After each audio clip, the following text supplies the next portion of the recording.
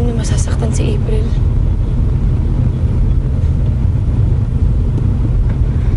Hindi ko pa naman alam yung totoo nung may nangyari sa amin ni Arthur eh.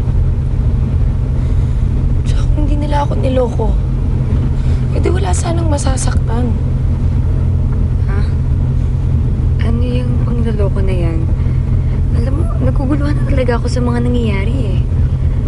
Oo nga, di ba matagal nang patay si Doc Arthur? At paano nangyari na nabuntis ka sa kanya?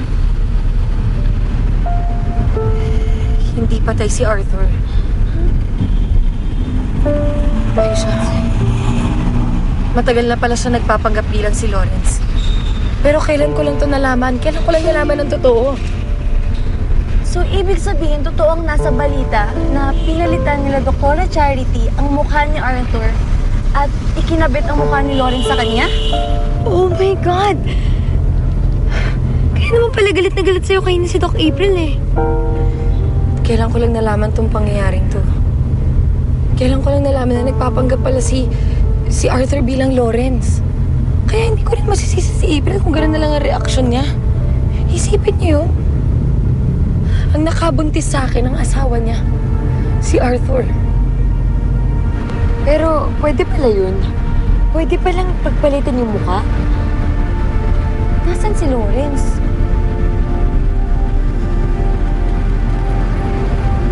Si Lawrence ang patay na. Namatay siya nung araw na tumatakas sila sa mga pulis. At yun din yung araw na inoperahan nila ang mukha ni Arthur para maging kamukha niya si Lawrence.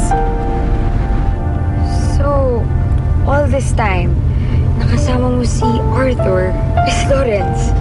Si Arthur pala siya. Ah, ang gulo. So, kaya pala dati kinakwento mo sa akin na parang si Arthur si Lawrence. Pero, bakit hindi niya sinabi agad? Siyempre, para hindi ko siya iwan. Tapos, may nangyari pa sa inyo. Hindi ko naman alam yung totoo nun eh. Hindi ko alam na nagpapanggap lang pala si Lawrence.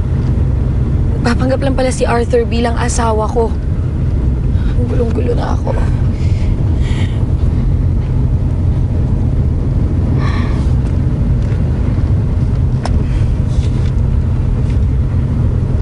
Alam mo, kung meron na may kasalanan dyan, hindi naman ikaw yun eh. Si Arthur. Kasi, tingnan mo, kahit alam niya hindi kanya asawa, hinayaan pa rin niya may nangyari sa inyo. Parang, nagsamantalahan ka rin niya. Kasi yan, tignan mo. Nabuntis ka. Kahit ano pang anggulo tingnan yan, yung anak mo, lalaking bastardo. Kasi kasal siya kay April. At ang laking sabit ng ginawa niya sa'yo. Hindi na lang niya inisip na pwede kang mapahiya kapag lumabas yung totoo.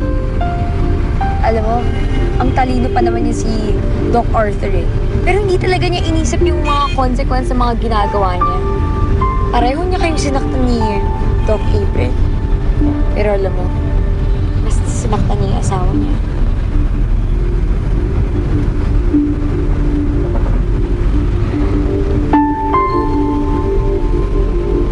Ligtas na raw si April sa yung baby namin.